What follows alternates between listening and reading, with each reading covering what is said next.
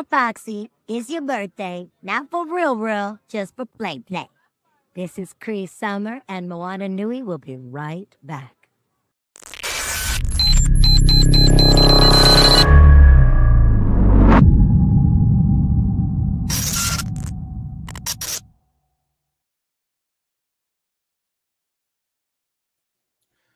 Good evening and welcome to Moana Nui After Dark presents Geek Speak On Sports for the month of March. Candaysee, Furious, how are you, good people? Excellent. Excellent. Candaysee, you look surprised to be here.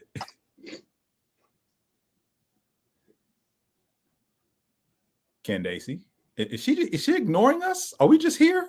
I know, right? I feel some type of way now. Are we all occupying the same space-time continuum? Probably not.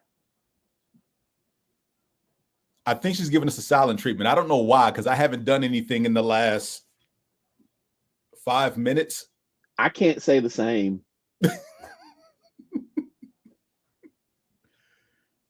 Candaysee, can you hear us? Hello? Is she in the future?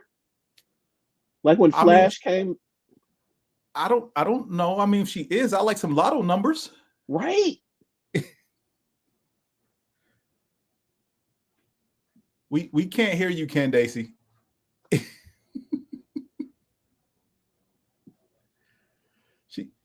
we can't hear you. Candaysee, audio. Is this thing on?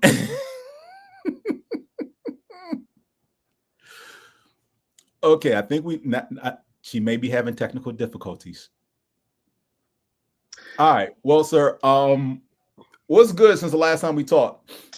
The Falcons are trying to unload Kirk Cousins, which that makes me happy. Mm-hmm. Good luck with that. They've actually been focusing on defense in this offseason, at least according to all the scuttlebutt. That makes me happy. 1 year too late. Keep going. But still, most of our skilled positions are still young enough that we can get a couple more seasons out of them before everybody has to get signed to their first big deal, except for Kyle Pitts. I think this is Pitts' last year on his rookie deal, if I'm not mistaken. It is. Yeah. I'm hoping he has a better season this year because I really believe in him, but he just hasn't looked the best. So he also hasn't had good quarterback play. That's very fair. So the offseason moves that the Falcons, again, at least according to the scuttlebutt, I'll say, have been making me happy. All right, Candaysee, are you back? Can you hear us now? Yeah, look, I don't know what it is. StreamYard does not like my regular internet for some reason. And it's only with you guys. Like, I don't know. Wow. I know. But Verizon got me. So can they say this is the only time I'm going to give out free technical advice for any and everybody to hear? Because you know how I feel about doing anything for free. Right. Plug into a wired connection. Wired is always better than wireless. Always. That means I got to do work. I understand that, but it's always better. I got to go buy a cord for that. Yes. I'll be ready next month. You will notice, not just for this, but in general, you will notice such better performance on a wired connection than over wireless. And Ethernet cords are inexpensive, very inexpensive. Oh, it's not about the money. It's about having to actually go and do it. Like the whole point of Wi-Fi is so you don't have any cords. Okay. I'm just saying. But I mean, StreamYard did say that when it said, oops, something went wrong, you should plug into it. And I was like, I don't know where to plug, but I do know that Verizon loves me and my phone is a hotspot and it works. It's almost like a seasoned technical professional has told you that. I'm not. gonna talk about sports today. I heard you talk about the Falcons or something, so let's do it. Well, is Kirk Cousins still a Falcon? I can't keep up. Unfortunately, right now, yes. Unfortunately, the scuttlebutt is they're trying to get him moved. Last I heard, they're having talks with Cleveland. We'll see how that goes. Cleveland, huh? I don't really care where he goes as long as he's off my team. As long as he goes somewhere where they pick up part of the contract so that we're only on the hook for like the $10 million next year. Well, if we get him moved before, I forget what the deadline is, we're only on the hook for 20 something million versus the 50 or 60. Yeah. Again, good luck with that, because I know, I understand. You trying to find a willing trade partner who's going to be like, yeah, we'll take on half of that guaranteed money this year. Yeah, I know. And Cleveland is not the team is going to work with, considering their own cluster fluff of contract hell they're in with Deshaun Watson. So, like I say, I don't care where he goes as long as he goes somewhere. Preferably somewhere where they will pick that. But at any rate, we don't have to go into that. That was just the thing that's making me happy right now. Let's get going with the show. Because, you know, the thing that's made me happy over the last month is all my Super Bowl gear came in. Here's my hoodie. I see it. I mean, well, no, it all came in. Well, the last t-shirt. So I got the hoodie, 3 t-shirts, and a hat. Yeah, I saw the t-shirt the day after we recorded last month because I sent the picture to the group. That was the first t-shirt to arrive. The second t-shirt and the hoodie arrived on Friday. The hat arrived on Saturday, and the last t-shirt arrived last week. So, yeah, all my gear is in. Unfortunately, my team is in the office this week, so I'm wearing all my gear every day this week. Are there any members, any of your team? Are there any members of your team that are fans of division rivals? Yes, there's a Cowboys fan on my team. Nice. There's a 49ers fan on my team who we just had a retirement party for him yesterday. He's set to retire at the end of the month. So cool. And then there are a couple of Falcon fans who know to leave me alone because they always get themselves in trouble. Are they real Falcons fans, or are they? Yeah, they are. Okay. They are. They just tend to say the most inappropriate thing to me at the most inopportune time. Gotcha. So they are fans. It'd be nice if they knew what they were talking about when they opened their mouths. Because you know how I am. I know. Okay. I know. And you know how I am about real Falcons fans versus people who just say they like the team. Tis true.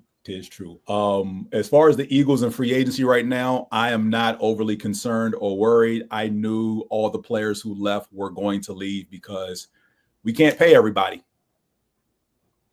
The entire offense is locked up right now, starting offense anyway. Except for Mekhi Becton, who signed a 1-year contract last year when he joined the team, and he's basically trying to shop for a long-term deal so he can get paid off the success he had last season. He also needs to realize that he flamed out with the Jets as a first-round pick, and a lot of teams are pretty much looking at last season like, you got to show us again, and we ain't going to give you that money. So the Eagles are letting him test the market in hopes that he will take a team-friendly contract and come back. As far as the defense, I need my fan base to chill because all the best players are still on rookie contracts. Ooh, very nice. Very nice. Cooper DeJean, who had the pick 6 in the Super Bowl, Quinyon Mitchell, the other rookie corner, Reed Blankenship, Zach Bond, who we just signed to a 3-year deal because he was a journeyman from the Saints. Jalen Carter, Jordan Davis, Jalix Hunt are all on rookie deals. Everybody I named except Zach Bond are all on rookie deals and are all projected to be starters next season. Nice. That's a wonderful thing to go from winning the Super Bowl into your next season with a young crew that you can definitely get some quality years out of. Oh, they were all starters this past year too. Yeah. So, I mean, the players that we lost, like Milton Williams, that just means we lose depth at defensive tackle. I'm happy he got paid. We couldn't afford to keep him because he got $100 million contract from the Patriots. Nice. Josh Sweat, couldn't afford to keep him. He got $75 million from the Cardinals. So, I mean, those were the vets on the defensive front that we lost. They got you a Super Bowl. They did. I'm happy for that. CJ Gardner-Johnson got traded, and Darius Slay was given his release. So, and Slay signed with the Steelers for 1 year. Well, Slay had already said he wanted to come back and play one more season anyway. I was hoping that would be with Philly. He was looking at Detroit and Philly. Somehow Pittsburgh convinced him to go out there. Happy for him. Do you know if Blankenship is related to Fred Blankenship here on the Atlanta News team? Considering one is mixed and the other one is like white, it's possible, but I'm not. That's not a real common last name. It's not. But I want you to Google Reed Blankenship so you can see what he looks like, and then you tell me.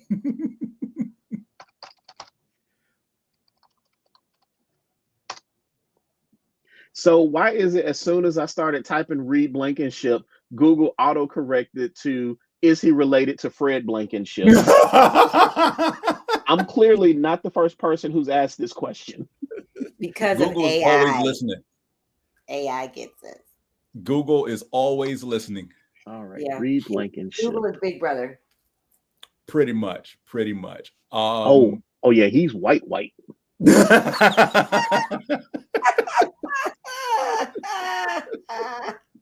That's why I told you to Google what he looks like, so you can determine for yourself. Me telling you wasn't going to help. I understand it.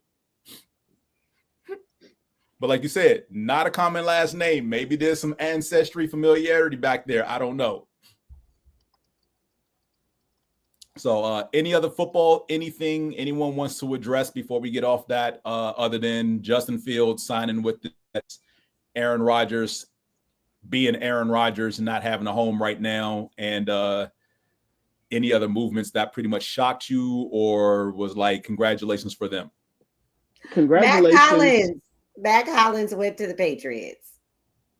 Yes. But we re-signed Damar Hamlin. I'm happy you're sad over Mac Hollins, who was drafted by Philadelphia, by the way. You're welcome. Okay, so we don't pay attention to all that stuff, okay? It's just that he was on my team last year. Let's get it together, okay? But we have that Bosa boy now because we don't have Von Miller. Do you really think Bosa is going to be that much of an addition to the team? I don't know, because we keep drafting these hurt defensive players. And you just signed a hurt defensive player. But he's younger. And I really don't know, because let me tell you, free agency in the offseason gives me anxiety. So I'm just like, just tell me who my team is on August 1st. Like all this stuff between like now and preseason, it's like up and down. Like I was literally here like, they better not say that they're about to get rid of Josh. What do you mean? But then he signed for like that.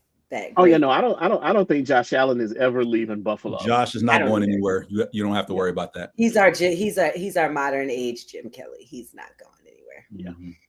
He's not. Ooh, there's a name I haven't heard in a while. Well, good luck with Bosa on the 1-year rental.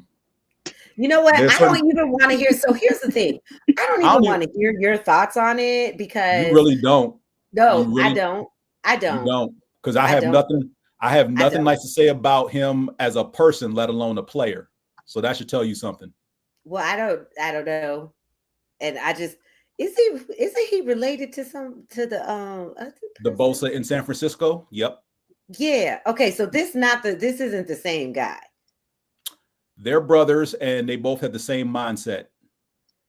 I just want to make sure one is Nick and one is Joey. Which one did we get? I don't care. They're both how do I say this? They're both MAGA supporters. That's the nicest thing I can say about them. I believe it. Didn't he say something last year about it on TV? His brother did. Okay, I knew it was one of them. His brother wore a hat during the post-game press conference. He did get fined for it later in the week, and then when he was asked about it after the game, he decided that he wasn't going to talk about it. You guys have Joey Bosa. Nick Bosa is still in San Francisco. Gotcha. Look, all I saw was I was leaving. I was watching Get Up this morning, and I was about to turn off the TV, and I saw and I was like, "Oh, look, we got a little Bosa boy that's supposed to at least help us on defense a little bit." Mm-hmm. Enjoy the 1-year rental if he's healthy. Yeah. Hey.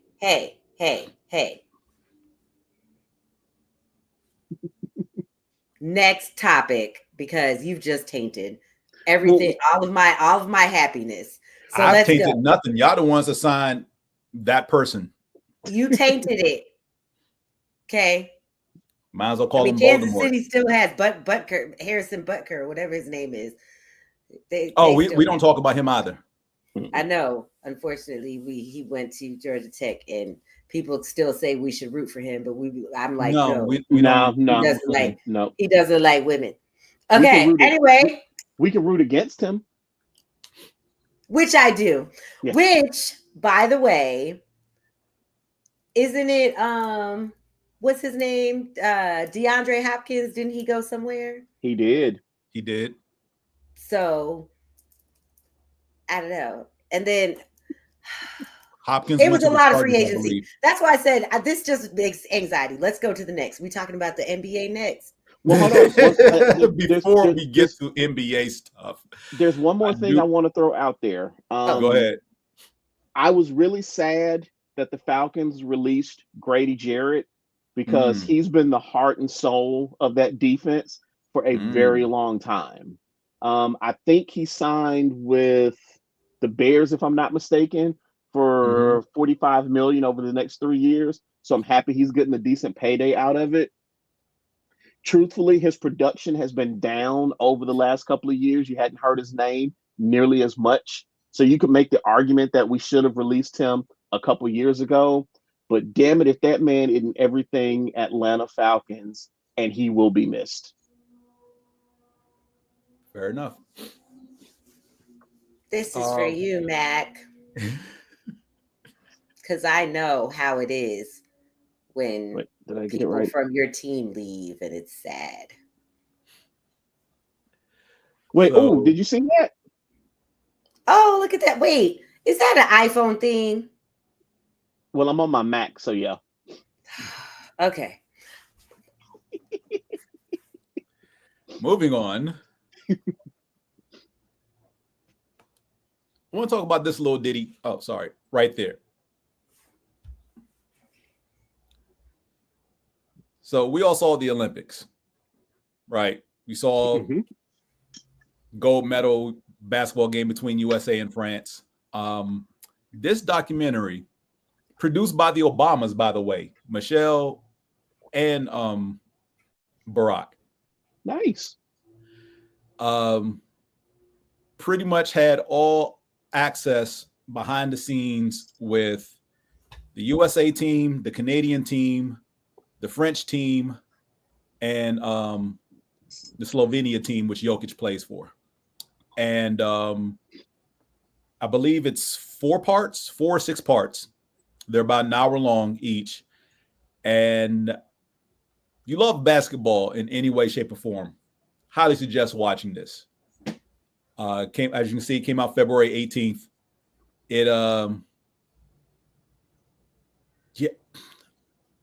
I can't find the words to say how good this was to listen to the players talk about what it means, and not from the USA perspective, for the other countries, especially those players who play in the NBA.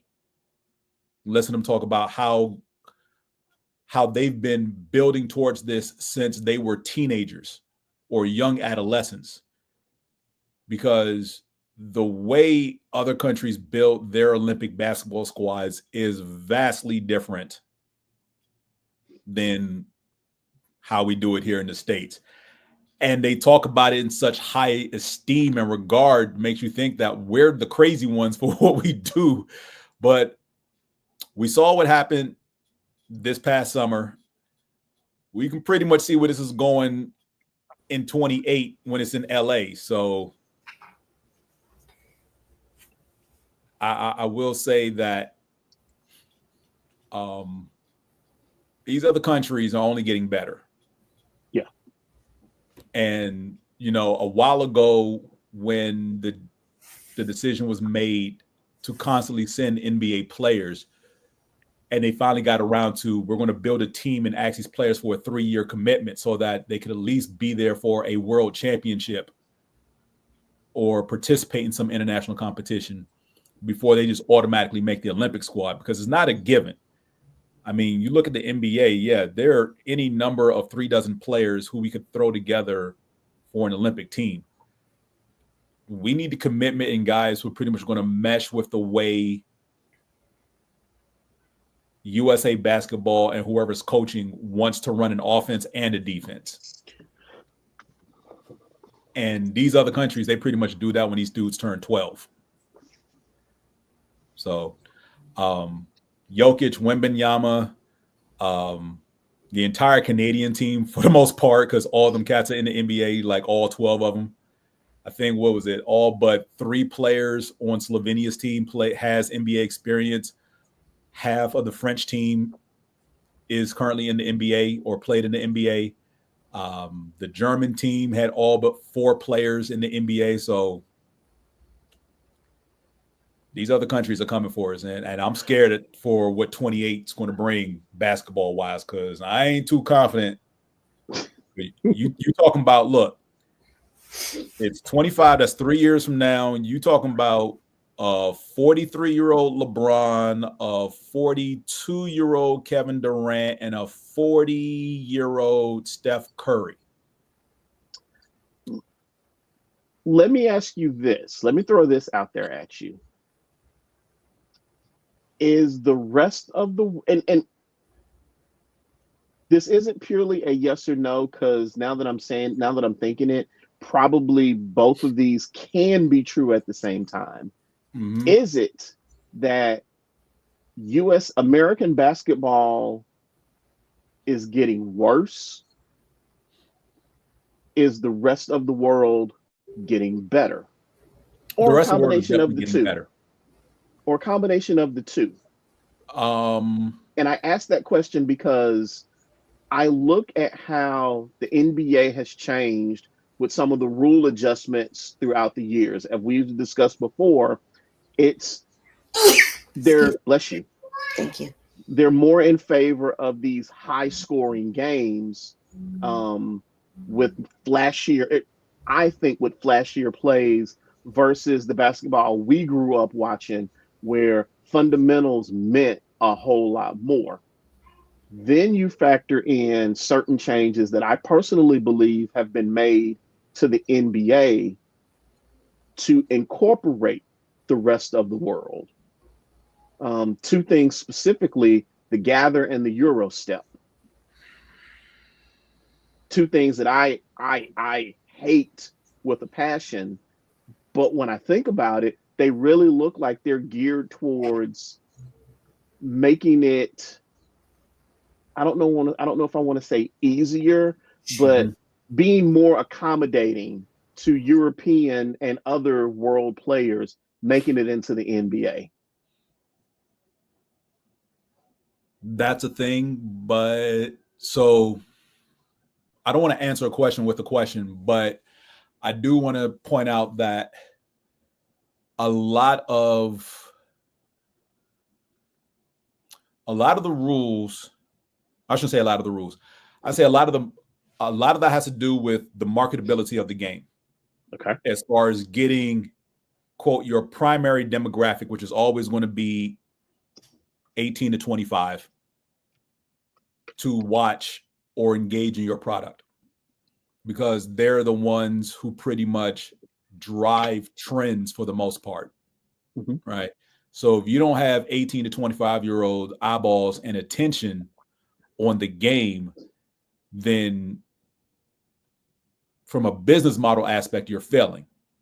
Yeah. Right. And you want to generate revenue. So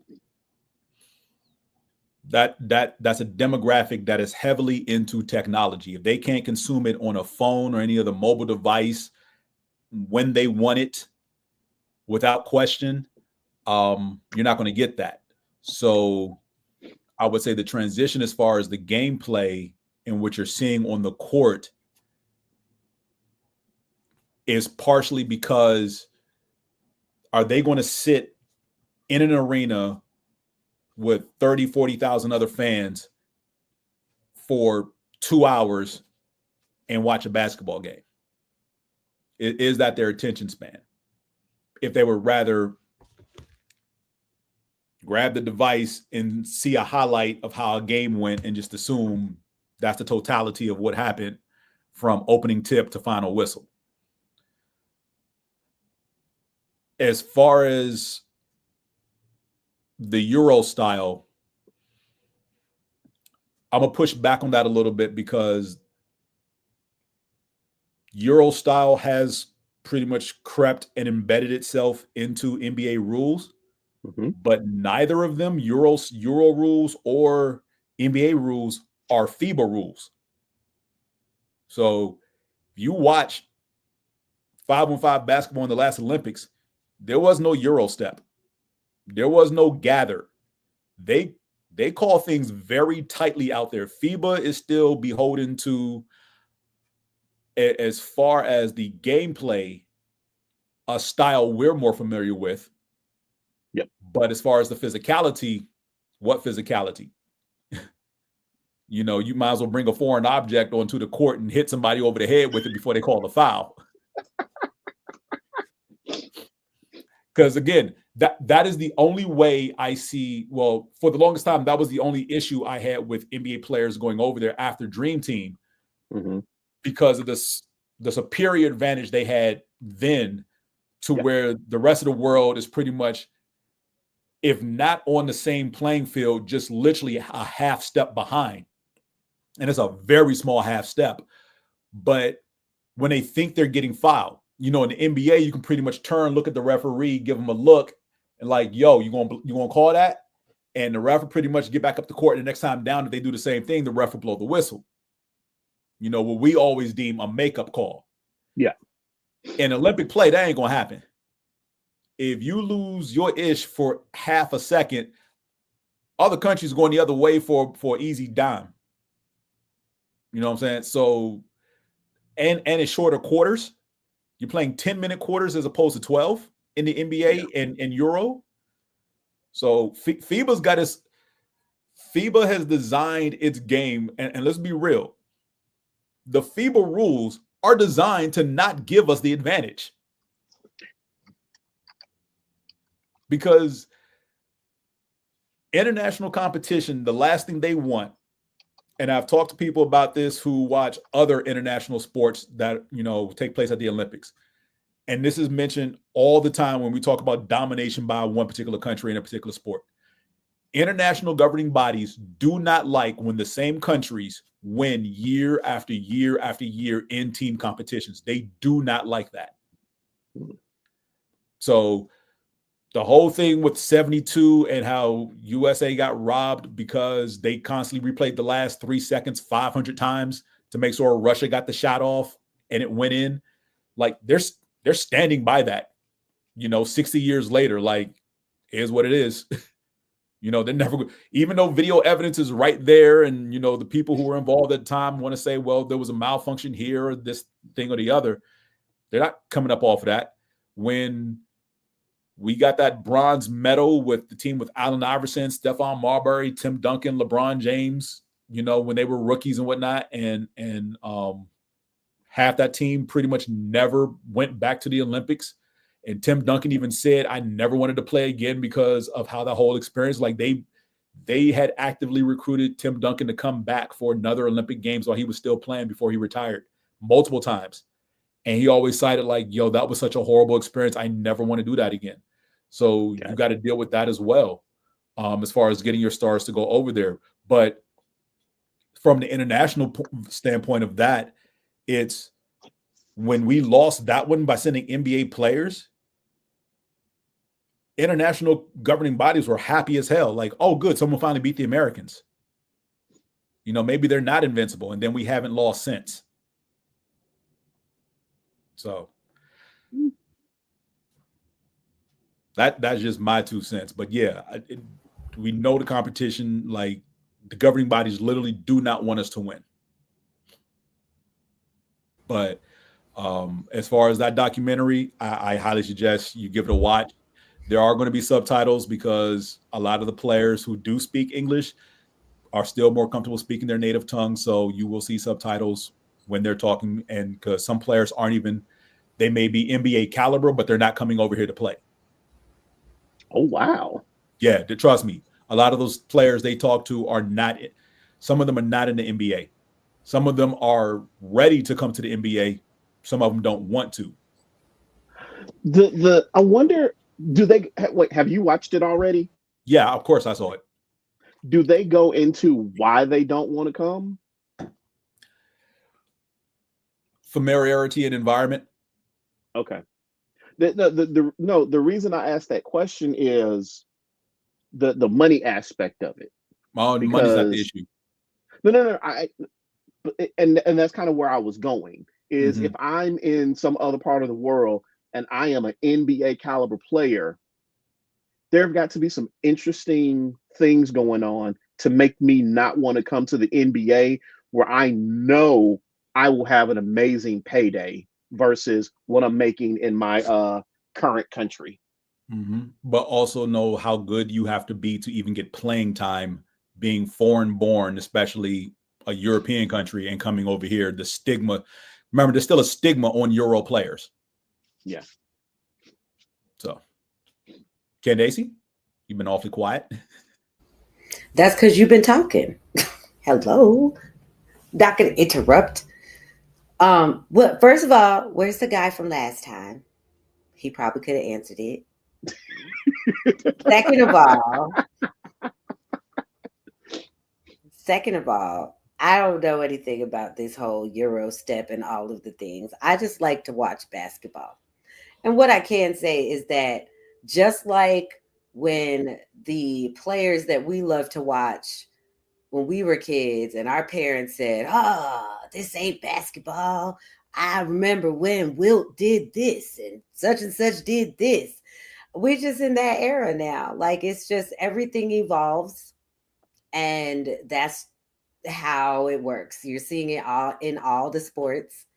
And like you said, the attention span is not, it's very short now with these up and comings. And we did it to them. We gave them technology. We said, hey, here's this easy way out. And so now that's how it is. But think about this.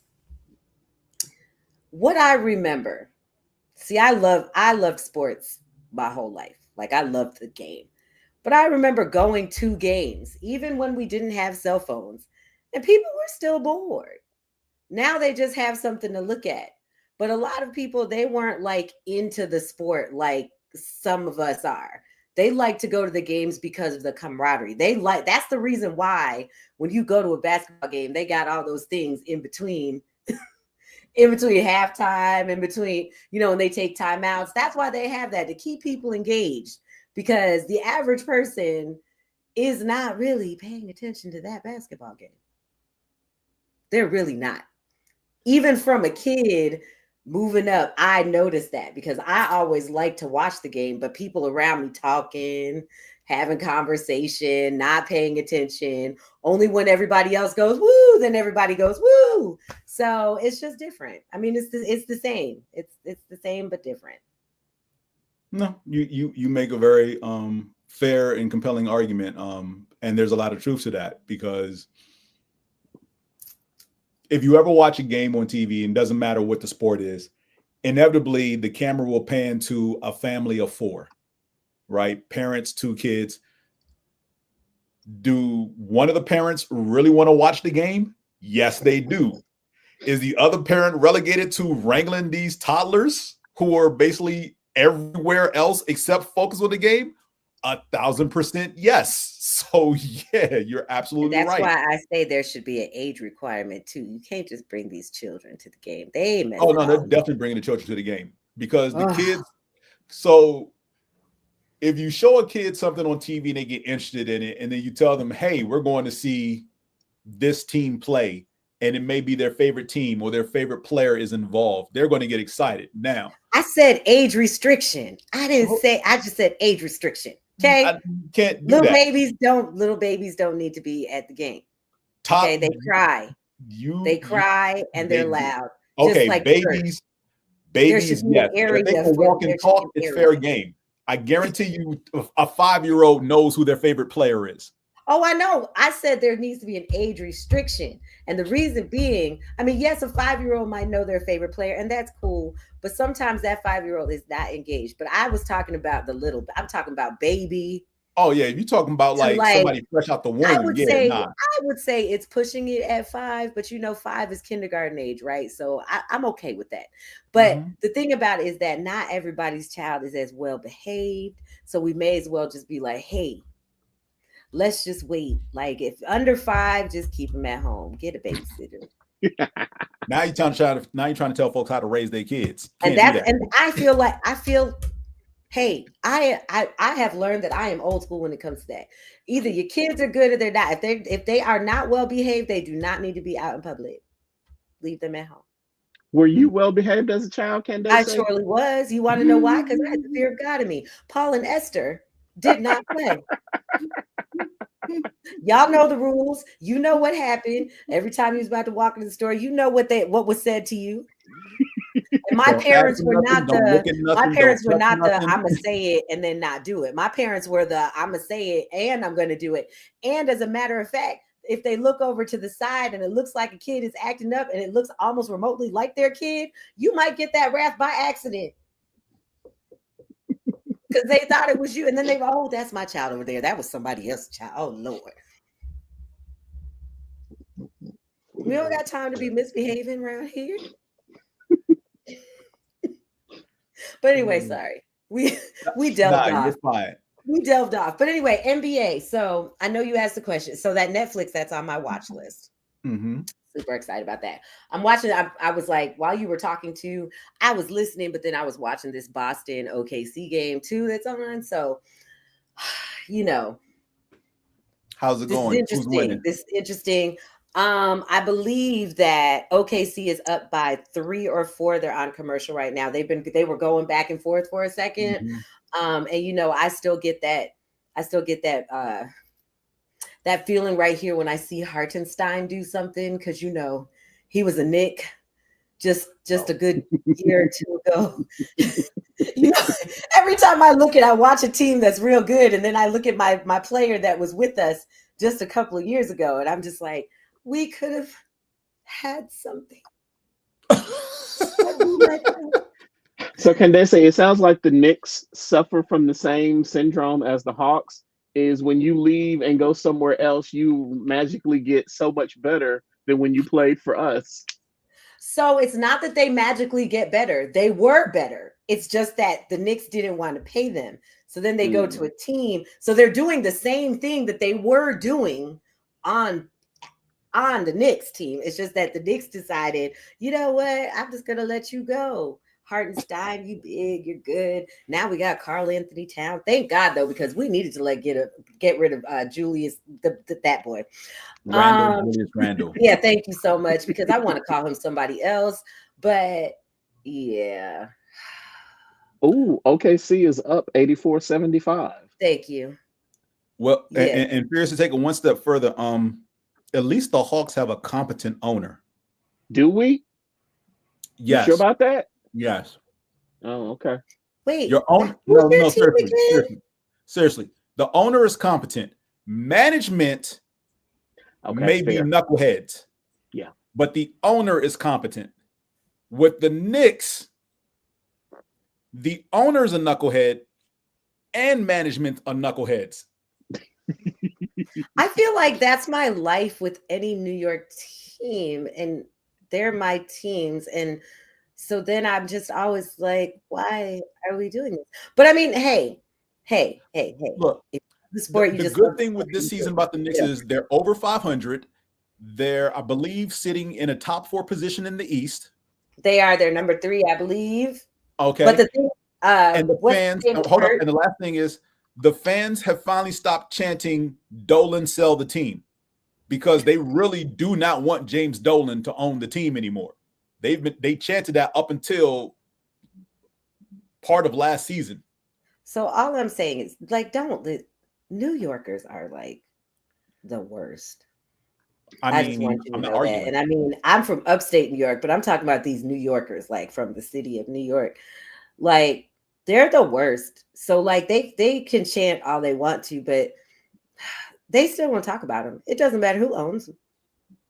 Of course they are, but they at least want the team to be competitive, which they finally are after a long time. I mean, they finally are. And if they would stop, that's the thing. If they would stop like trading or getting like these moving pieces, that we could have had this, you know, back in the day, teams used to stay together. That's why they were so good. Like, that's why we had the Bulls of the day and the Detroit of the day and the whatever, right? Because teams stayed together. Now it's just part of that is the players. Yeah, I know. Well, because and also remember back then, players genuinely didn't like each other. So there was a certain amount of, I have to show you up, versus that's my boy over there on the other squad. I got to beat him, but I don't have to embarrass him. Bulls. I'm sorry. I'm just saying, like, I'm not a fan. And again, maybe we're going back to what Candaysee said earlier about, you know, the older generation just not liking what the younger generation does. But I see all of the off the court stuff that goes on with players, and don't get me wrong, as a Black man, I love to see Black people getting along and having fun and enjoying themselves and all that good stuff. In the off season, another part of me, I'm sorry, what'd you say? In the off season. Yeah, but there's another part of me that's like, no, come on, I don't care if that's your boy. Dunk on him and put your nuts on his neck.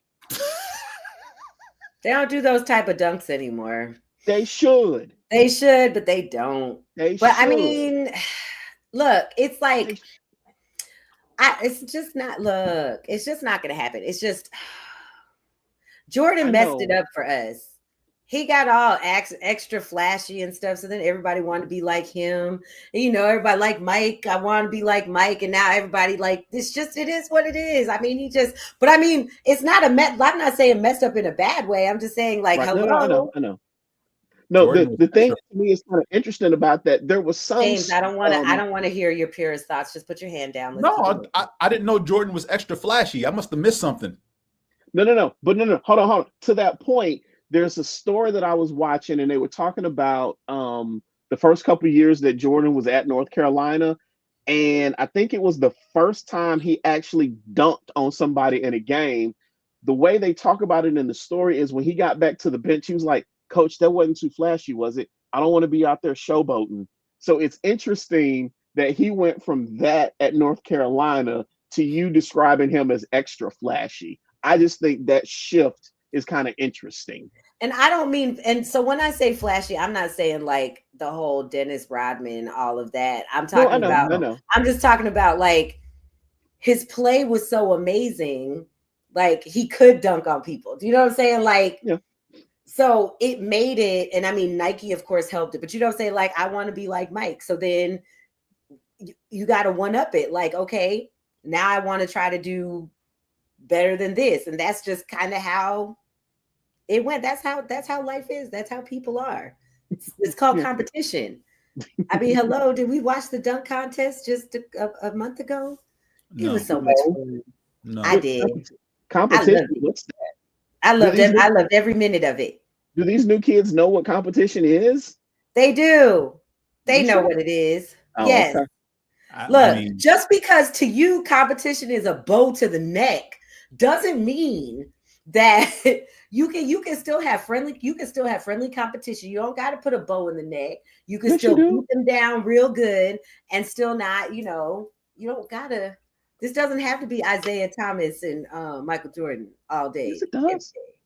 No. It doesn't have to, but I mean, if they fall, I'm not going to not step on them as I walk by. Yeah. Okay, but we saw how that worked when people walk over people. I mean, that's what you're supposed to do. Not everybody could be Latrell.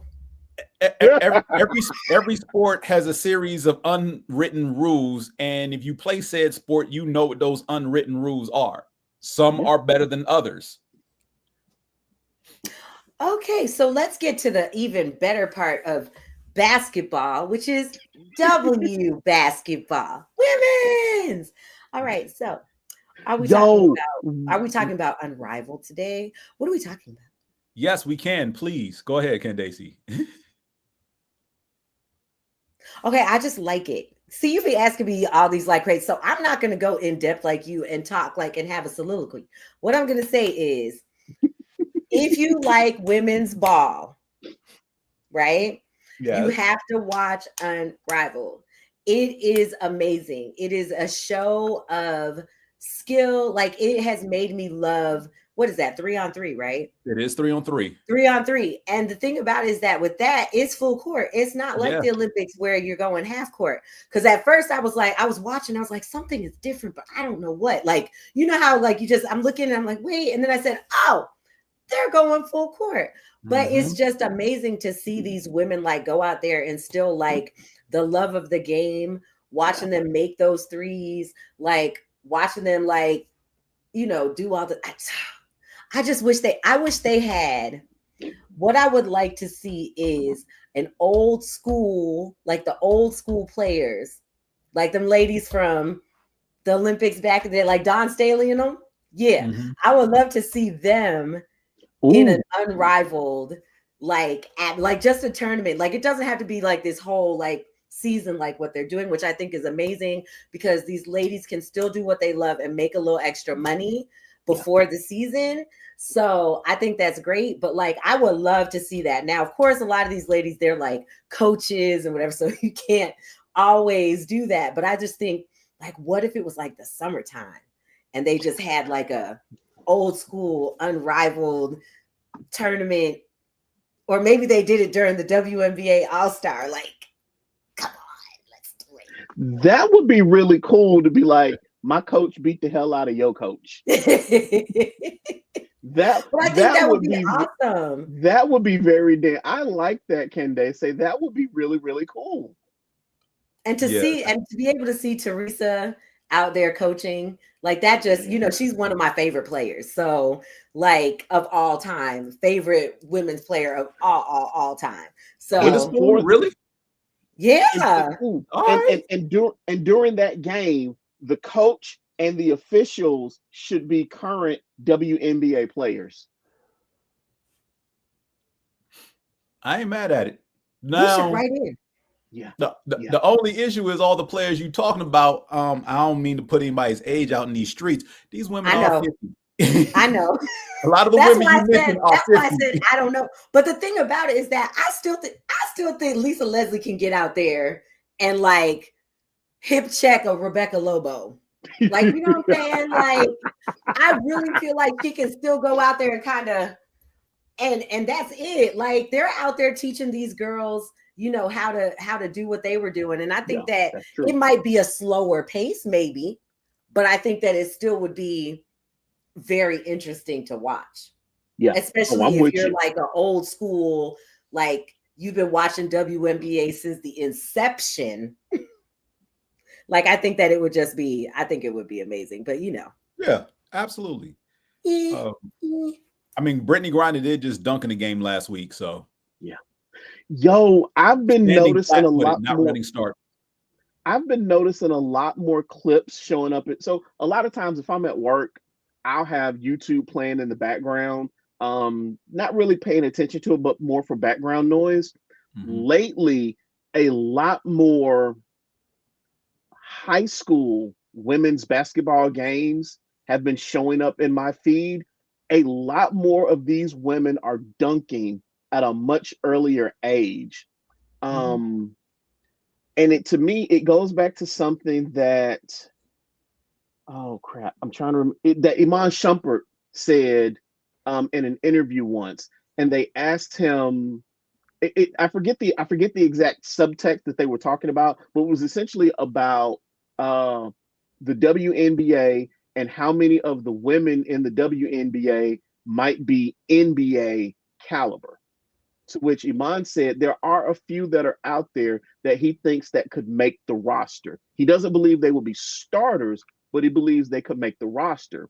And he said, if you want them to be starters, you got to start them out earlier playing with the guys so that they get used to the difference in physicality, so that by the time they get to college and the NBA or professional level, I should say, then they would truly be ready to compete with the men.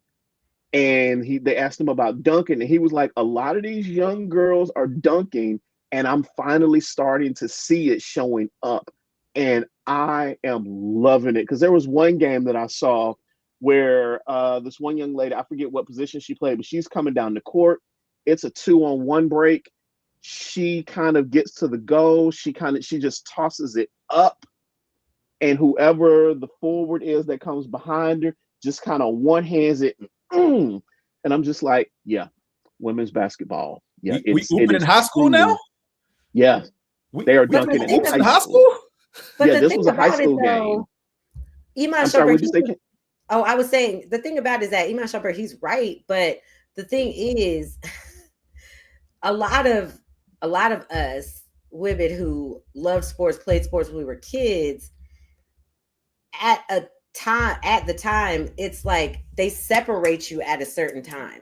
Because as a girl, you start developing, and they make you know what I'm saying? So they make you, I remember like my dad saying, you can't play baseball with the boys anymore. You got to go play softball with the girls. Like, you know what I'm saying? Like, you can't be out there playing, football 12. Out in the yard. You know 12. What I'm saying? You can't do that anymore. You can't play. What if that doesn't have to happen? Right. No, that's what I'm saying. They shouldn't have to, because a lot of that's what ends up happening. I agree with him as well. Candaysee's point, that age is usually 12 years old. It's about 10 or 11. Well, I mean, younger now, but when we were 10 or 11. I'm 45. I'll be 45 on Friday. 10 or 11. Oh, happy early birthday. Thank you. 10 or 11. Your walker's in the mail, by the way. Thank you. I already got one. Did you sparkle mine out though? The one from you? Did you sparkle it? I'm not bedazzling your walker. I'm just saying, because I told somebody the other day, I was like, I always get excited about my age because I'm normally the youngest out of everybody, right? Not out of my best friends, because out of my best friends, my birthday comes first. Well, one of the first, so I'm older with them. But like the people that I hang out with, so I'm always like, yes, I made it. But anyway, sorry. So for the women's sports, that's just what happens. And so it's almost like it's that gender thing, like in reverse, almost like when they say girls have to play with dolls and boys play with, Tonka trucks. It's the same thing in sports. Like, yeah, you can be real good at it, but you can't play with the boys. Like even running track, I was at my fastest when I was in high school because we didn't have a girls team. So I just did everything exhibition until I could get to state. And so I was faster because I ran with the boys. Nice. But then, once we got our girls team like senior year, not that I got slower, but your time just comes down a little bit because you're not running with the boys anymore. You're running with the girls and they're just not as fast. And so basketball, same thing. You're going there. You might be able to dunk on these girls, but you can't dunk on them boys because they're going to knock you out. And I mean, not saying that you're not scared to, but that's the reason why they pull. They'll say, all right, Sabrina Ionescu, you just gonna have to shoot threes, baby. Well, okay? a lot of the best players currently and of all time do state that even when they were in high school, when practice ended, they went to wherever the local park was and played with the boys. because they felt they weren't getting enough out of practicing with their team. And if you look at the college level now, because I'm singling out Dawn Staley because I know this for a fact because she posted a picture last year. Their scrimmage team is basically a group of boys who play intramural basketball. That's the squad. Like, and it is an actual 10, 12 man squad that plays intramural basketball at South Carolina. And that's who she brings in to practice against her team. So there's a reason South Carolina women always look like they're the bigger, stronger, faster team when they're on the court because of who they're scrimmaging against in practice. And like I said, I'm pretty sure they're not the only ones, but I happen to know that because after they won the title last year, Dawn Staley posted a photo of those young men because she said everybody associated with the team gets a ring, including our scrimmage players. Yeah, and that was a photo that was going around. So yeah, I mean, that's their practice squad, I guess. Yeah. Well, Mac, when we were in college, like our girls' basketball team played with the boys. Yeah. Right down at the that's just what they did. Like now they didn't practice. They did that like on their own. Like pickup games or not whatever. An organized practice, yeah. But I mean, it's still I believe it still helped because our girls were pretty good back in the they are really good this year. And this year, I am so hoping that I don't think they're gonna make it. I'm hoping that they make it, but I don't think they're gonna make it to the tournament. They let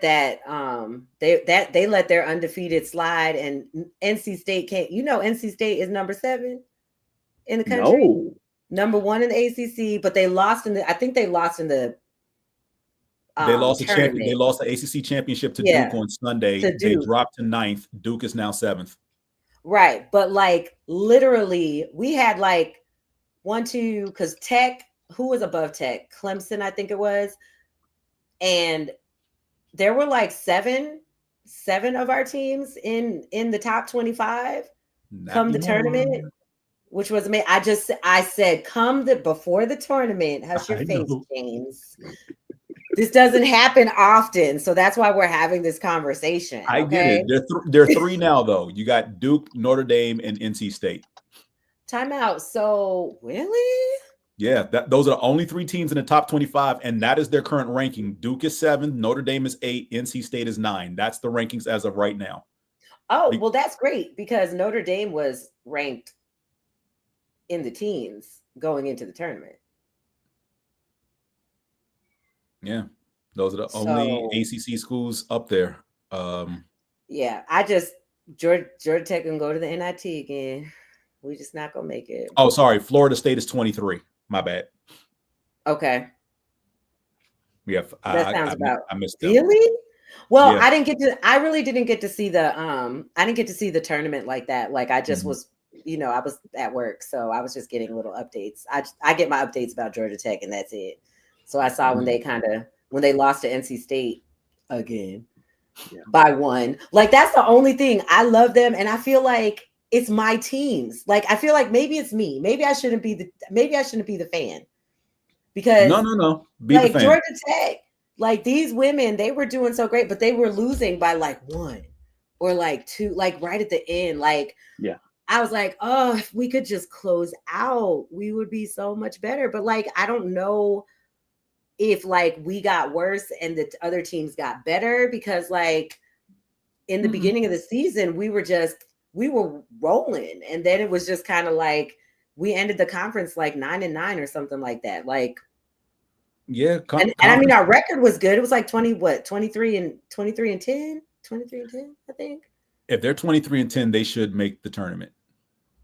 I think that's what it was. I have to look back because conference play tend to levels. That's why I never really get excited when teams jump out to undefeated streaks early on until conference play starts. If they're still undefeated, like 10 games in the conference play, then cool. They are for real. But if they're undefeated going into conference play and it hasn't started yet, I get worried. Because conference play is a good barometer of how good you really are. Because, you can beat teams from other conferences, but if you're not playing top caliber teams from other conferences who are either ranked or just some of the best teams in their respective conferences, conference play will humble you real quickly. But that's what I'm saying. We were 9 into the we won, and then we lost. Like we split with each team. Like that's where I was just kind of like we were rolling. Like we literally were beating the people in our conference. Georgia Tech, then it was like, I started out like 15-0. Yeah. I don't even, but anyway, that's WNBA. I don't know. We're gonna see. I can't wait. Selection Sunday is late this year. Why is everything late this year? Mardi Gras late, Easter late, everything late. Like I mean, I know that Mardi Gras is indicative of Easter because while all the major conferences had their tournaments last week, which ended this past Sunday or Monday, some other conferences are having their tournaments this week. So they basically wanted to play it out. I understand that, but what I'm saying is that they were still late though. Like there's always some conference that has something a little later than the other ones. Like normally they're like, this is the week that they're starting. My birthday is always when they start the tournament. And now they're starting next week. So no, it's pretty much right on time because it's always set up so that the first Monday and Tuesday are the championship games in April. So it makes sense that selections, Sir. No, I know sorry, you're a man, right. And I'm sitting here, right? But I'm telling you, no, you're right. I know what happens around my birthday every year. And Selection Sunday should have been making a bracket. And no, you're right. I apologize. Selection Sunday should have been this past Sunday. Right. They're going to be playing regional finals in April, which should not be a thing. I thought this past Sunday was going to be selection. So I was ready. Like I was on ESPN, and then I was like, wait a second. Mm-hmm. Something is not right. Yeah, they got a whole week off before Selection Sunday. So, but yeah, I will say the two games that I was looking forward to for conference tournaments because I paid attention to the best teams in the country all year. So that was USC, South Carolina, UCLA, Connecticut, and surprisingly out of nowhere, Texas. Man, listen, I missed that too, James, because I did not have Texas on my bingo card as going into conference tournaments, the number one team in the country. So here's the kicker. They went in the number one team in the country? Texas, when conference tournament started last week, Texas was number one in the country.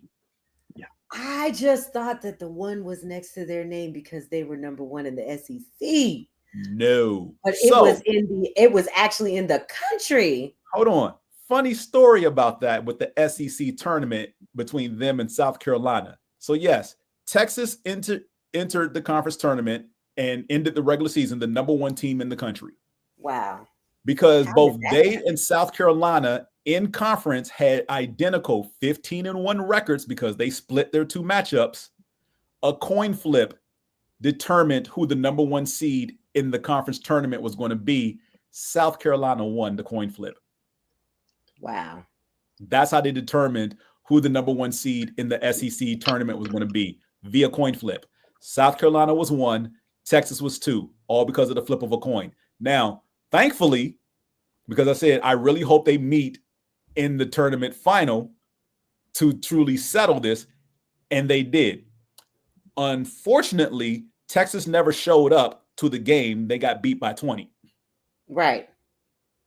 So that's the reason that's the thing. I didn't even realize that Texas was so good. Like, you know what I'm saying? So like when I saw them in the championship game, I said, oh, look at little Texas. I said, they done made it to the championship game. I didn't even realize.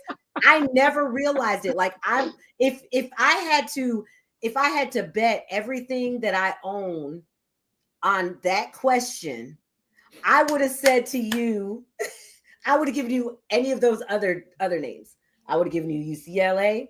I would have given you, I knew it wasn't South Carolina because once they lost one, they was just like, they're not going to. They only lost 3 games. Right. So I would have bet money on my Juju all day. Probably. Yeah, speaking of Juju and her USC Trojans, they swept UCLA in the regular season, and in the conference championship played UCLA again. I figured foregone conclusion, y'all should beat UCLA again, probably close.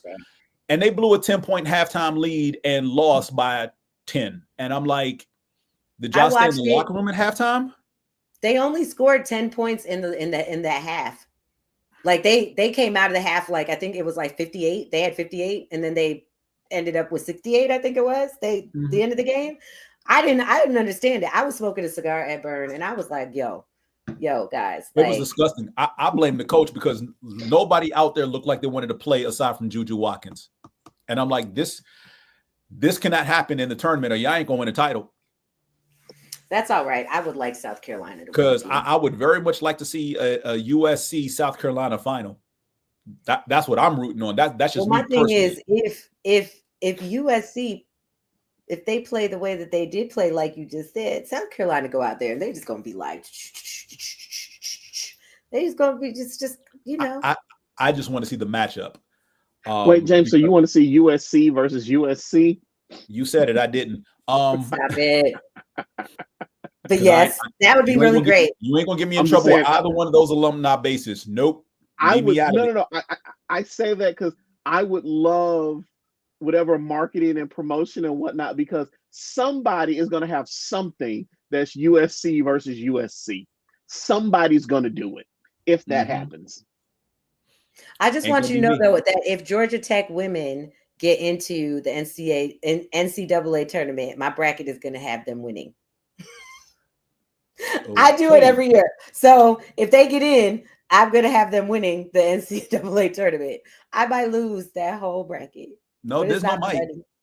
There's no mic. Damn. Okay, so really, James? I that's know, that's right? messed up. That's your friend. I don't appreciate you cutting my team like that, James. That ain't cool. That's your friend. He is. That ain't cool, James. Ever since his doggone NFL team finally won again, right?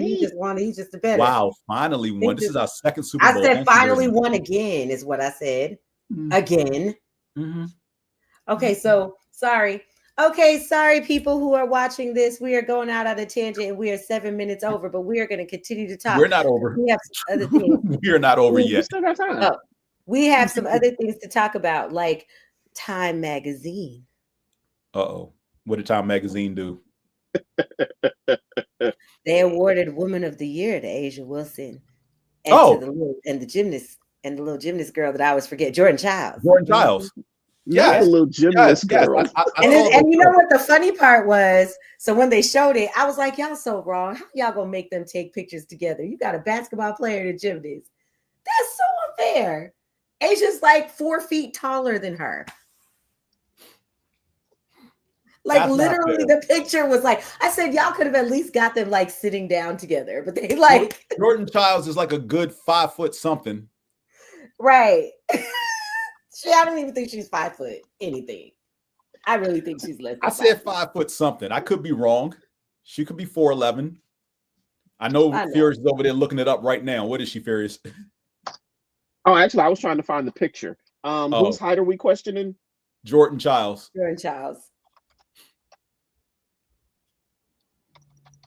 Sure, Google didn't hear us and just, didn't get out there. 4'11". Okay.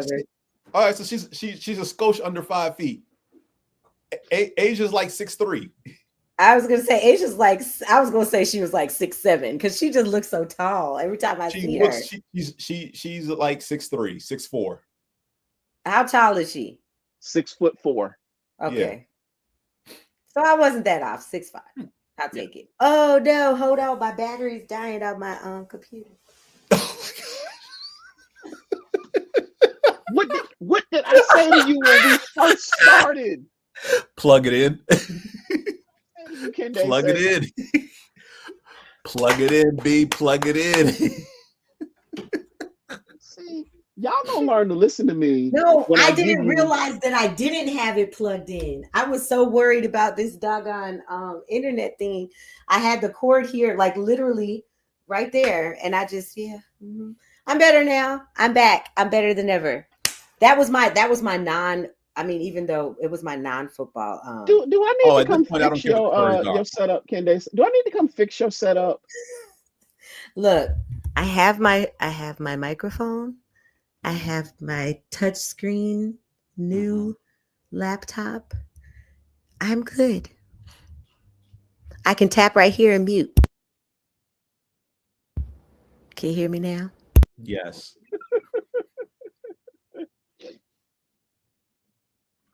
Oh my goodness. Oh gosh. Furious, what you got for this month? So I've got two stories that I think are kind of interesting, and we don't have to discuss both because I know we're doing with time, but I'll just throw out the quick headlines, and whichever one we decide. You've got LeBron James making Stephen A. Smith shut his mouth, and you've got, and I'm sorry I can't remember their names right now, the women's track meet where the young lady is getting passed in the relay and she hits the girl in the head with the baton as she's passing her. Oh, you hadn't heard about that? Okay, all right, hold on. So wait. Okay, so what do you guys want to do? LeBron and Stephen A. or the track meet? Screw the loud mouths. I don't care about them. It's track meet. Okay, give me one quick second. But why are you pulling that up? Yeah, LeBron did not shut up Stephen A. because Stephen A. pretty much took the next 2 days of his first take and pretty much elaborated, however you want to call it, about the situation in great detail because he thought it was something that would have just blown over. But nah, somebody who was at the game recorded it and posted it on social media. So naturally that became a thing. So while he was not going to address it initially, because it made the rounds between the night it happened and before he started doing the show the very next day, he felt compelled to talk about it. And he did for the next 2 days. Yeah, so LeBron didn't really shut up Stephen A. Stephen A. still talked about it. Oh gosh, because I saw because it was like a 5-minute video that popped up in my YouTube feed of him talking about it. Basically saying that LeBron told him to basically stop trashing his son. That's basically what Shut your mouth. The discussion was. And he was like, that wasn't LeBron James, the basketball player, coming at me. That was LeBron James, the parent, defending their child. And that's how he framed it. What are all these links that are coming up in the So the first link is a longer play of the video. The second link is just quick. It's when as she's coming around and passing. Play the second one, James. Yeah. Hold on. Let me. And she's saying now that it was an accident and she slipped. I was like, how's it slip when your whole hand went back this way first? As someone who's run a relay, you were taught to grip that thing with your entire life. That baton would not slip out of your hand. Because if you're holding the top of it and you need to get your grip to the bottom, you don't let go of that thing. She said she slipped. That's why she hit her. No. And I said, but you came back like this. Because to move your hand on that baton from the top to the bottom as you're running, you're supposed to hit it on your leg. Comes down, hit your thigh with it, so it moves it up. So your hand is at the back of it. That way you have more room on the baton to give to the person who you're going to pass to next. That's how you accommodate that. At no way, shape, or form is your rhythm of running going to allow you to. Right. And the other thing to me that was crazy was she said she crossed into my lane and the hit was an accident. When you watch the video, she doesn't cross into the lane until she gets hit in the head and loses her balance. But James, the second video is as it happens. The first link is a longer shot of the video, and the third one is a much more detailed story from Good Morning America. All right, so let's check this out. New at 6:30, a show of poor sportsmanship at a high school track meet in Virginia on Saturday. One runner can be seen attacking another runner with a baton. The student who was hit has a concussion and a possible cracked skull. She was immediately checked out by doctors. The runner who was accused of attacking her was disqualified from the race. Okay. That was a whole hit. That wasn't even you can't even say I was running wild. Like no, she pulled it back in. That's why I was like, there's no way she could have slipped. Because if you're slipping, you're going like this. You're not. Right. I've run the relay way too many times for you to tell me. That was, I'm pissed because this chick just passed me and no the hell she didn't. Right. I feel like it's gonna come out that she knows her and like she dated her boyfriend or something. Or this isn't the first time they've competed against one another. Oh yeah. Now see, there's your competition. There's your competition right there. Girl got hit in the head.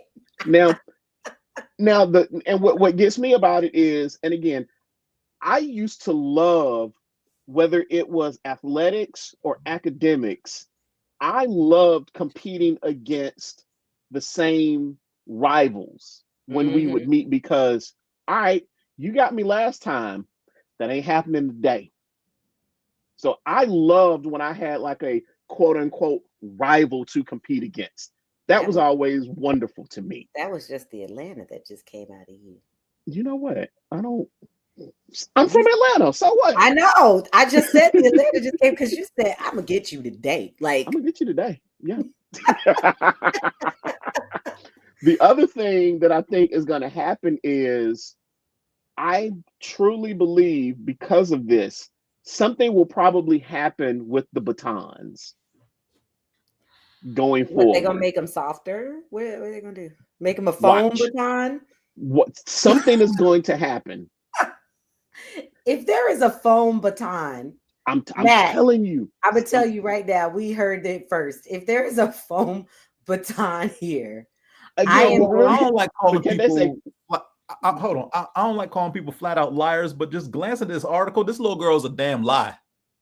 We sorry. Because she says that her arm became stuck and her baton inadvertently struck the other girl as they neared the corner, saying that her arm was literally hitting the baton. Well, guess what? When you're running a relay where you're allowed to take the inside line, because they're running a 4x2, so only the first two legs have to stay in lane. Legs 3 and 4 can break to the inside. So I'm guessing she was either the third or fourth leg, right? So everyone's jockeying for position at the exchange point at that time to get to the inside lane. Shortest distance, right? So if someone is trying to draft you in the turn, they're going to ride up on your heels into the turn. And when you hit the straightaway, they're going to swing out wide to use that momentum to propel them forward. This is basic physics. Even if she is going around you in her running motion, if it's not uniform straight up and down and her elbow is out and she's hitting you, that is still no reason to justify hitting her in the back of the head with your baton, because in no way does your arm get stuck. If anything, she's going to run you off the track, which disqualifies her. My thing is, yes, you may not want that to happen, but you have one of two options. You can either get knocked into the inside of the track. Everybody in plain view will be able to see that she gets disqualified, or you can stand your ground. And if she's bowing you, you can bow her back. There's nothing wrong with that, because that happens when runners get side by side and the outside runner is trying to muscle their way to the inside. Everyone can see that. And if you're not pulling away, it looks like you're trying to run this person off the track. That's just the nature of the beast of running. You see it at every single level, especially in the Olympics. If you ever watch those long distance races where they get jumbled up in the pack and someone's trying to make a move, that happens all the time. So yeah, you can't exaggerate your elbows out like this, but yes, you can nudge like, I need my space, get off me, to make the other runners not crowd you, because some runners do believe, I'm gonna crowd this person because there's nothing they can do about it. I'm bigger, I'm stronger, da-da-da-da. You can push back. That's all she had to do. Hauling back and swinging, because that's exactly what she does in the video. Yep. That's not normal motion, no matter how she wants to frame that. There's no way she wins this case. There's no way she wins this. There isn't. There's and no look, way. Kudos to her family for sticking up for her. Cool. Your child is wrong. Yeah. But yeah, when wait, what did you say, Candaysee? As far as her statements, as far as what she said on Good Morning America. You're muted. You're still muted. Candaysee, you're muted. You're muted. I know. I was trying to press the button now. Look, I told you, touch screen, all the things. And so I realized that my finger is so soft and it says it needs to be a little more rough to use on the little thing. So when I'm moving it around, it's like, but I said, you heard it here first. Yeah. James said, use a lie. But yeah, I have a feeling because of this, there will probably be a change made to those batons. There's not those foam batons. Nah, that ain't gonna happen. You think so? Like the little swim noodles. No, that ain't gonna happen. It's not a serious enough injury. No, it's not gonna be easy to hand that thing off. Like, and what I was thinking was potentially a thick foam sleeve might just be made and slid over the baton. That ain't gonna help. But that's gonna make the baton it's harder still to grip. It's still a blunt object, and you don't need that. The grip, you won't have a problem with grip as far as holding on to it. But like I said before, you need that smoothness on the outside so you can slide your hand up and down the baton just in case on where you receive it on the exchange. That's right. Gotcha. So if you talk about some type of foam coating on the outside, that rough texture, that's fine for holding it in a specific spot so it doesn't slip at all, but you need that slippage. Okay. And yes, it's metal, but it's more of an aluminum. And that's not making it any better, but it's more of an aluminum type metal, aluminum based metal than say something like solid steel, right? Because it has to be light. Right. The baton is like, I don't know if you've held a baton. These things weigh like a few ounces at best. That's why they get dented if they fall on the ground. Right. And or if they hit someone in the track head. and field is that when you're running relay, you're never supposed to drop the baton. Like we had this thing in high school when I ran that anybody who dropped a baton cost the entire squad to do extra laps. Oh, I think that was everywhere. I think that was. I mean, I'm pretty sure everyone has their own rules with that, but like, dropping the baton is a big no-no. Like that punished the entire team in practice. And that's why I get so mad at the Olympics when the men's relay team, they always, and I'm like, they don't. You're taking people who literally practice in 4 corners of the country and throwing them together a week and a half before competition and saying, this is the relay team. So I get that. Wait. That's really how they put the relay teams together? They basically get they see who has the fastest qualified. Well, it's not always the fastest qualifying times, but for the most part, yes. They don't have a team. They don't have a relay team till they get to the Olympics. There's no dedicated team. Yeah. So when you watch so here's the thing, the U.S. trials for the Olympics, right? Every time you watch a race, so like the 100 meters, the first 3 people automatically go because they're the ones who are going to compete in the individual 100 meter. The next 3 people on time, they go because they're relays and or alternates for the relay team. Okay. So you take 3 of them just in case, hopefully one of the 3 people who qualified will still be able to run. So those 3 people who finish 4, 5, and 6, they still go to the Olympics, but they're the relay team. Okay. That's why the little the 16-year-old, that's why he was there and he ran. Well, he ran in he didn't run in the finals though. Okay. He ran in the he ran a prelim. Yeah, because as long as you run in a prelim, you still get a medal if your country medals on the podium. But our guys, they tend to drop the baton somewhere. We ain't gonna talk about that. Okay, sorry. We went off the tangent because your story was about that was a good one. And you know what I thought about that? When I saw that story, Mac, I said, ooh, I said, that should be my story. And I was like, no, James or Mac is probably going to talk about this. I do not know about this. As soon, can they say, and the flip side is, as soon as I saw it, I was like, yep, there's my story. But yeah, that And little then girl when lied. the thing happened with LeBron and Stephen A, I was like, ooh, yep, them gonna be my two. Those gonna be my two. Mhm. Well, I figured that was going to be James's because I figured he was going to go on a Stephen A rant, which he almost did, but he didn't. So, Mm-mm. So I James, said what's what you your said. story then? If it's not the Stephen A or the baton. We did Or my the story win- earlier. Oh. Yay, we all got to tell our stories. I miss Qiana and I miss Joy. Well, you should definitely be checking out Joy's other show. We miss you, I miss you, Joy. I know you're gonna watch at some point. Power to the people. I'm angry too. But yeah, oh my gosh. This is wild. An accident.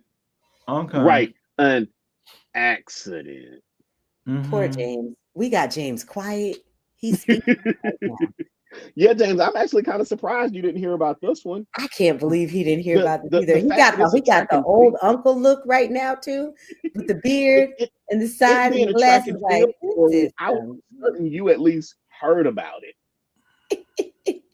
He was too busy cussing out somebody for free agency. I feel like that's what happened. Or he was, I don't know. When did this happen? March 3rd. March, okay. I just remember because I remember seeing it. I think they did a small little take on it on either like Get Up or like Sports Center or something like that. And I was like, what? So then, I took to the internet on that one because I said, if it made ESPN, hold on, let me see. So, yeah. But anyway, look at that. I saw that and I'm like, yeah, that's so clear and deliberate. Ooh, okay. OKC is up 116 to 112. I know. 6.9 seconds left in the fourth. I'm watching. I meant to tell you that at the beginning of the fourth, they had tied it up. It was 88 to 88. Yep, I saw that. But I've been sitting over here with this is one of the things I love about technology now is, if this was us 20, 30 years ago, or when we were in high school and in the probably the peak of our love of basketball, we'd have to be in the living room in front of a TV trying to see all these games. But now I can bring up a web browser and watch them all and watch damn near any game I want to. Exactly. Mm-hmm. You're right about that. I was flipping between the game and the new season of Married to Real Estate. I don't know that show. Because so Egypt Sherrod and Mike Jackson. Well, I know Mike Jackson from years ago. He was a DJ, and then he got into he's married to Egypt Sherrod, who is a real estate person. Isn't she a radio personality? No, I think she wasn't she a housewife? I don't know. No, she wasn't a housewife. That wasn't her. But she's a real estate agent. But anyway, Mike he always was building stuff. So he got into, and he's a building contractor or whatever. So they go and they people who either move to Atlanta or live in Atlanta and they want to, get their house ready. So everything is here in Atlanta. So it's pretty cool. So new season, I think it's like season 6 or 7. I don't remember, but we know a lot of the same people. So she is. She's a radio and TV personality. Definitely TV, HGTV. Okay, cool. But yeah, so I was watching the game and listening to you guys and kind of I like to see the process, but I really just like to see the beginning and see what the house looked like before and then at the end. And then I like to see the reactions when people are like, oh, there's a secret butler pantry. Oh gosh. Sorry. Okay. Anyway. No, that stuff is really cool. I've not watched any of those kind of shows in a long time, but I do like that aspect of it too. I do. Well, The reason Sorry. I didn't see that story or maybe some other stuff that you all wanted to present today is because of this. Oh, Lord.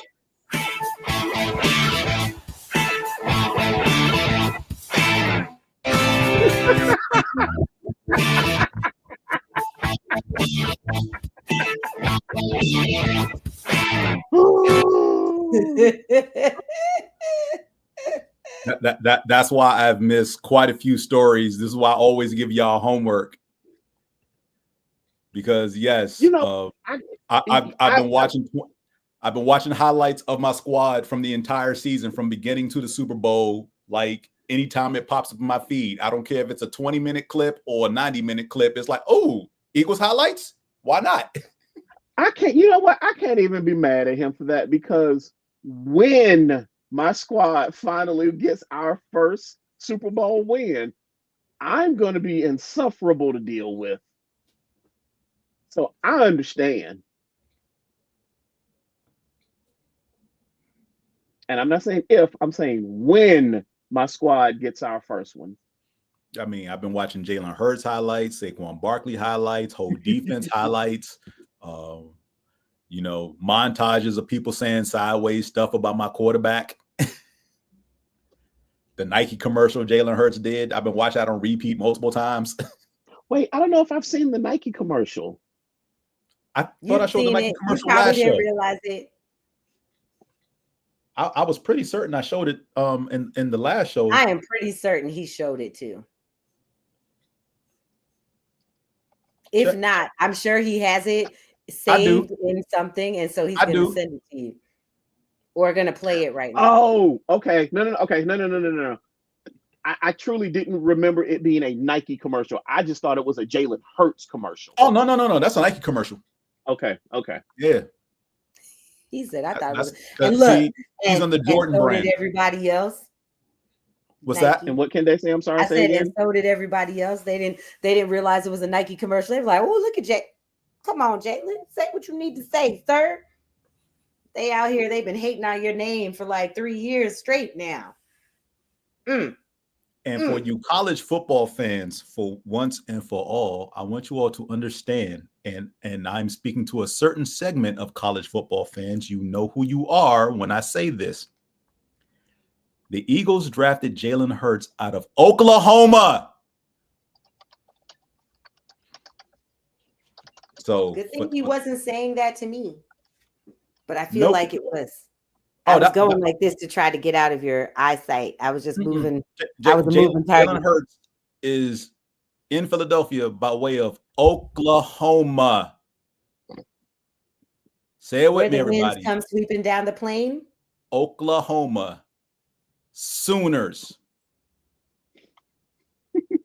Not some fake water thing that is part of an inland state. Time out. So wow. There's a well, no, I'm not going to ask you because then we'll be here for another so ask it anyway. I'm not going to ask it. But to you people that he is talking to, he's serious. Oklahoma, not the other school. And it's funny because he and I have a number of friends in common from that other school. Mm-hmm. And one of them likes to text me every time they play her new again favorite NFL team out of DC. She's a fair weather Commander fan. Well, she jumped ship because of the whole Kaepernick thing. So she that's understandable.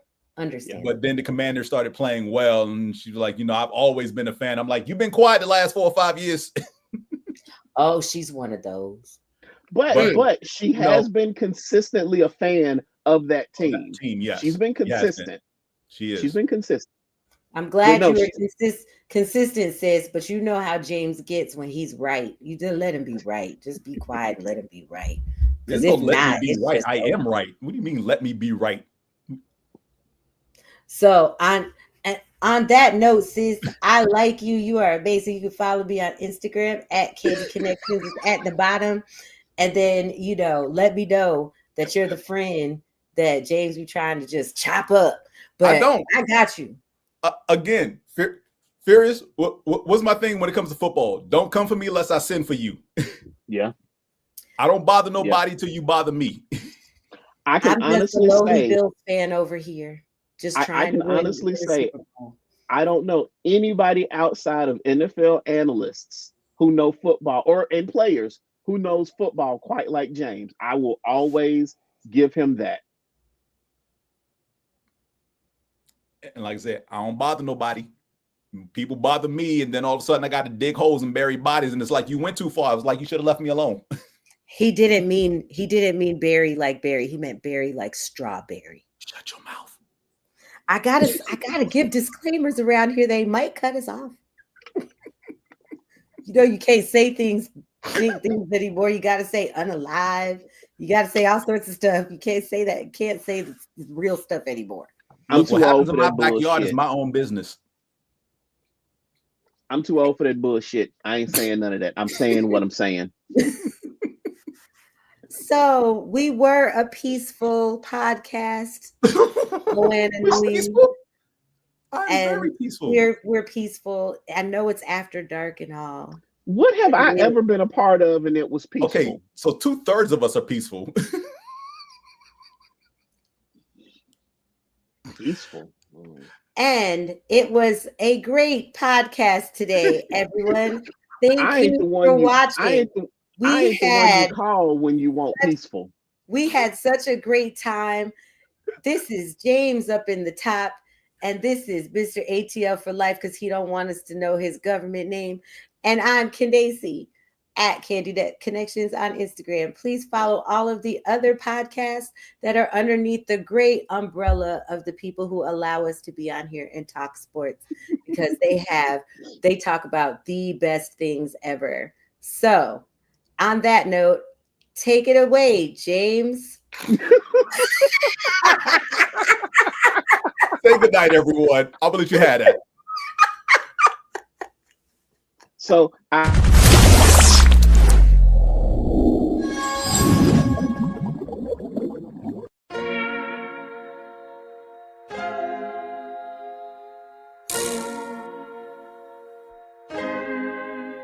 so many stories left to tell, even if we have to ourselves. Can keep history on the shelf if they won't tell it, we will. If this the land of the free, it was a freedom then. When they annexed Hawaii and called it cedar lands, without any type of payment and no signing off, called themselves the Republic in 1894. 1.2 million acres overtaken from the native Hawaiians. When they resisted, the West retaliated in violence and erasure. The Hawaiian language is banned as part of colonialism's plan to expand, yeah. Stuck between a rock and a hard place. Multiple bombings of Kaho'olawe as a part of their ongoing war with Asia. Used it as a place for target practice. No consent or compensation. Colonizers call for annexation. Never cover all the locals. School will never let you know. So many stories left to tell, even if we have to ourselves. Can keep history on the shelf if they won't tell it, we will. Too many stories left to tell, even if we have to ourselves. Can keep history on the shelf if they won't tell it, we will. We will. So if you put Hawaii into perspective, well, Black and Asian history is interconnected. Considering the fight with the Pacific, then of course versus Asia, they was treated as a middleman for war, but didn't let the Western colorism run its course, cause dark skin was a sign of dignity to core. The land was taken in the name of capitalism, when prior to it was an actual kingdom. Clap back at the system. Stuck between a rock and a hard place. Multiple bombings of Kaho'olawe as a part of their ongoing war with Asia. Used it as a place for target practice. No consent or compensation. Colonizers call for annexation. Never cover all the locals. School will never let you know. So many stories left to tell, even if we have to ourselves. Can keep history on the shelf if we won't tell it, we will. Too many stories left to tell. Even if we have to ourselves, can keep history on the shelf. If we won't tell it, we will. So many stories left to tell. Even if we have to ourselves, can keep history on the shelf. If we won't tell it, we will. Too many stories left to tell. Even if we have to ourselves, can keep history on the shelf. If we won't tell it, we will. We will.